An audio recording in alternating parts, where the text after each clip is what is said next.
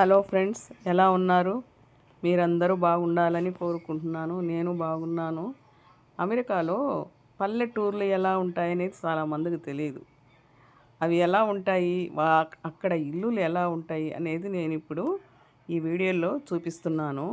ఇది ఎలీరియా అనే గ్రామం వెళ్తున్నాం మనము. ఆ గ్రామం దాటితే ఒక పార్కుకి వెళ్ళాలని ప్లాన్ చేసుకుంటున్నాము. ఇప్పుడు ఆ గ్రామంలో ఇల్లులు ఎలా ఉంటాయి అనేది చూపిస్తాను. ఇది మెయిన్ హైవే నుంచి వెళ్ళాలి ఆ గ్రామంలోకి. ఎలీరియా అనే గ్రామం అంట. ఇదిగోండి పచ్చిక బయళ్ళు ఉన్నాయి, చూసారు కదా. చిన్న చిన్న డబ్బాలు లాంటి ఇల్లులు.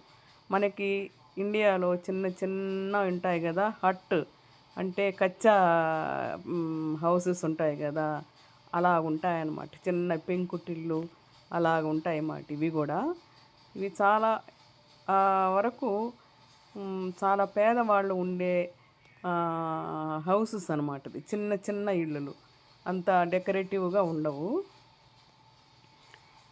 మళ్ళీ హైవే ఎక్కేసాము. ఆ హైవే నుంచి ఆడ దూరంగా కనపడుతున్నాయి చూడండి, అది కూడా గ్రామమే. ఇక్కడ మ్యాక్సిమము సెకండ్ హ్యాండ్ హౌసెస్ అంటే ఓల్డ్ హౌసెస్, చూసారు కదా. Old houses, second hand houses ఉంటాయి ఈ గ్రామాల్లో.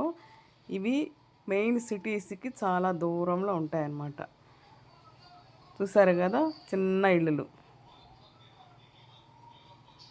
అంత డెకరేటివ్గా అనిపించవు. ఇది ఓల్డ్ హౌస్ అంట. సో ఇట్లా ఉంటాయన్నమాట. ఇవి గ్రామం. ఇది ఒక ఎలీరియా అనే గ్రామంలోని ఇల్లులు మీకు చూపిస్తున్నాను. అవి కూడా చాలా అందంగానే ఉన్నాయి. చూసారు కదా, ఒకే ఒక డబ్బాలాగా చిన్న చిన్న ఇళ్ళు. ఇవి కూడా నాకు చాలా ముచ్చటగా అనిపించాయి.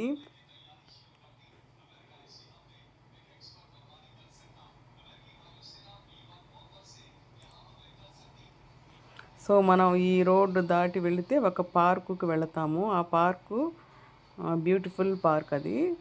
అది నేను మళ్ళీ మీకు వేరే వీడియోలో చూపిస్తాను.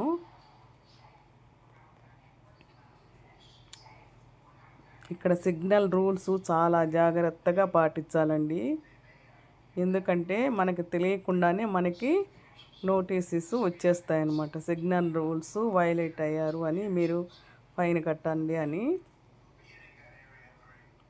ఇది ఊరికి చివర చిన్న చిన్న ఫ్యాక్టరీలు, చిన్న చిన్న కంపెనీలు ఉంటాయి. చూడండి ఇల్లులు కూడా ఎలా చిన్నగా కనపడుతున్నాయో. చిన్న కమ్యూనిటీ ఉండే హౌసెస్ అనమాట అవి.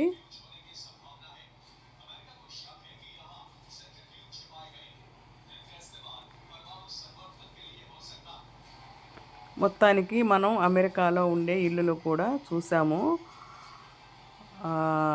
గ్రామంలో ఉండే ఇల్లులు. ఇక్కడ ఏదో ఒక రోడ్డు వేస్తున్నారండి, అక్కడ రోడ్డు వేస్తున్నారు, చూసారు కదా. మాకు ఇక్కడ సిగ్నల్ పడింది, ఆగాము. ఆ రోడ్డు వేయాలంటే వాళ్ళు చాలా వరకు ఆ పైన అంతా స్క్రాప్ చేస్తారంటే పైనుంచి చెక్కేస్తారనమాట. చాలా వరకు చాలా లోపలికి చెక్కి దాన్ని గుట్టలుగా వేసి ఆ పైన దాని మీద నుంచి దీనికి ట్రక్కులోకి ఆ వేస్ట్ అంతా ఎక్కిస్తారంట. ఆ తర్వాత రోడ్డు వేస్తారట. ఇది ఇక్కడ పద్ధతి. మళ్ళీ మనం హైవేకి ఎక్కాము. సిగ్నల్ నుంచి బయలుదేరుతుంది. ఇట్లా ఊరికి దూరంగా ఉండేవన్నీ గ్రామాలు అన్నమాట. అంటే చిన్న చిన్న ఇల్లులు ఉండే గ్రామాలు. నాకైతే ఈ గ్రామాలే చాలా పెద్దగా అనిపిస్తున్నాయి.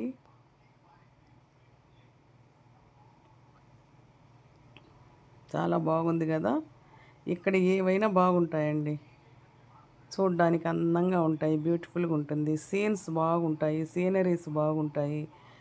ఇక్కడ దూరంగా ఈ దుప్పిలు అంటారు కదా, ఆ దుప్పిలు ఎక్కడ పడితే అక్కడ తిరుగుతూ ఉంటాయి. వచ్చేసామండి మేము గ్రామం చుట్టుకొని. ఇంటికి ఆల్మోస్ట్ వెనక్కి ప్రయాణం అయ్యాము. నేను చెప్పా కదా దుప్పిలని. దుప్పిలు, జింకలు ఎక్కడ పడితే అక్కడ తిరుగుతూ ఉంటాయి. బోర్డు పెట్టుంటారు పైన, అంటే ఇక్కడ దుప్పిలు ఉంటాయి, జాగ్రత్తగా పొండి అని. ఒక్కొక్కసారి ఈ దుప్పిలు నైట్లో ఆ కారులు ట్రక్కులు కొట్టేసి రోడ్డు సైడ్ పడిపోయి ఉంటాయండి. చాలా బాధాకరంగా ఉంటాయి. ఇవన్నీ ఇక్కడ కామన్ అంట. కొత్తలో మనకి అయ్యో అనిపించేది, కానీ ఇప్పుడు అది కూడా అలవాటైపోయింది చూసి చూసి. నైట్లో అవి తెలియక ఆ వెహికల్స్ కింద పడిపోయి చచ్చిపోతూ ఉంటాయి. ఇట్లాంటి ఏరియాలో దుప్పులు ఉంటాయన్నమాట. ఇచ్చట దుప్పిలు ఉన్నాయి జాగ్రత్త అని వాళ్ళు ఇంగ్లీష్లో బోర్డు పెట్టేసి ఉంటారండి. అక్కడ మనం జాగ్రత్తగా చిన్నగా పోవాలి నైట్లో. ఇదండి ఈ గ్రామాలు ఉండే ఊరు. ఈ చిన్న వీడియో మీకు నచ్చింది అనుకుంటాను. అంతేనండి. ఇక్కడ అంగళ్ళు గింగళ్ళు ఏం ఉండవండోయ్. ఎంత గ్రామం అయినా ఎంత పేదవాళ్ళైనా కార్లు అనేది ఉండాల్సిందే. సిటీలోకి వెళ్ళి సామాన్లు మార్టులో వెళ్ళి తెచ్చుకోవాల్సింది. నచ్చిందా?